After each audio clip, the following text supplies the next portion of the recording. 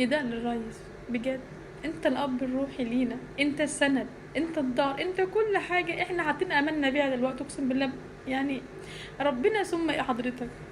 إيه، ممكن تلغينا الباقي من 4؟ عايزين نخش في 5 عشان عايزة أقول لك قد 4 أصلا راح ل3، وب5 كمان راح ل3، بس هنحاول يعني ربنا يعيننا. إيه، أصعب شهر شفته في حياتي الشهر دوت بجد. يعني رمضان كفاية إن هو رجع وراح فيه مرتين أو مرة تحصل في العالم.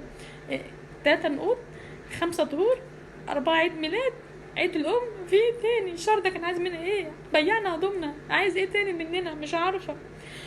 فلا كده كتير قوي احنا استحملنا الشهر دوت يعني، وجه علينا بالجامد وبالخساره، ويعني لا لا كفايه كده عليه، وكفايه بقى 4، كفايه باقي مين دوت احنا متبرعين بيه. نخش في 5 على طول. عايزه اقبض بقى، عايزه اقبض. كفايه الاب طفشان طول شهر 3 كله، لسه راجع بعد العيد.